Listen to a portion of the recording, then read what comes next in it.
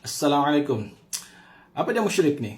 Okay, musyrik ni adalah sekelompok ataupun tabiat sekelompok manusia yang mengamalkan syirik. Okay?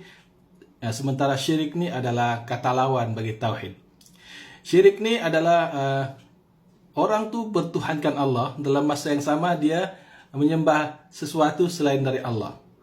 Okay, kalau mereka menyembah berhala, kita tanya dia, kenapa kamu sembah berhala? Sebenarnya berhala-berhala ini adalah perantara, okay, untuk sampai kepada Tuhan. Dia begitu. Jadi dia menyembah sesuatu selain Allah. Okay, ini adalah syirik, dan pelaku syirik ni adalah orang-orang musyrik. Kita panggil orang musyrik. Okay. Dan sejarah orang musyrik ni memang sebelum zaman kenabian memang sudah ada.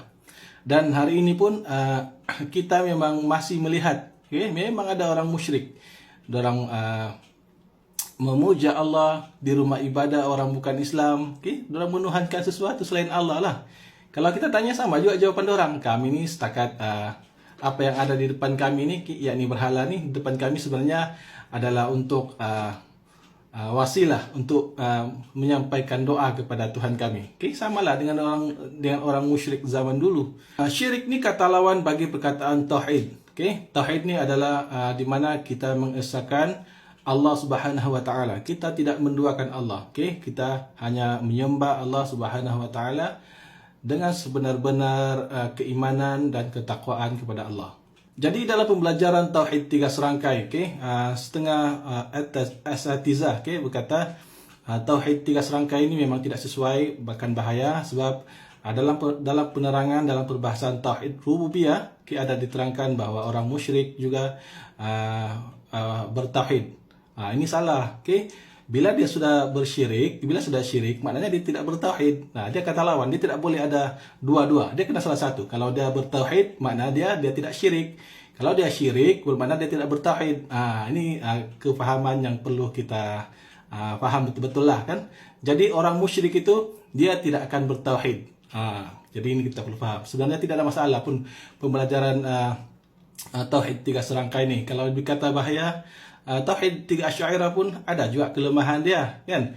Kemudian ada juga yang mengatakan bahawa Tauhid 3 serangkai ini lebih kurang dengan Trinity. Sebenarnya itu pun salah juga. Okay.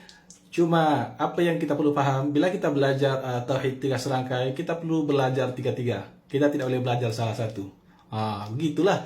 Sama juga seperti Tauhid 3 Asy'ariyah. Okay, kita perlu belajar tiga-tiga. Jangan kita belajar salah satu. Kalau tidak lengkaplah pembelajaran akidah.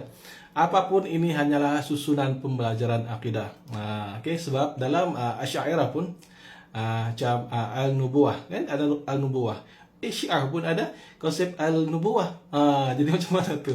Jadi itulah sebenarnya kalau kita belajar ni, di mana-mana pun ada potensi untuk kita silap, terpesong dan sebagainya, kan. Jadi sebab itulah kita perlu cari guru-guru yang alim, yang amanah dalam penyampaian ilmu. Barulah kita alhamdulillah sejahtera.